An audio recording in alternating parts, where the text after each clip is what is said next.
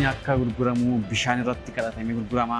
Kaayyoon zayitii gurguruu sun maal? Kan nuyi kaffalchiisnu uummata keenya kan kadhannaa miti, kan maalii miti, kan mi'a sanaati.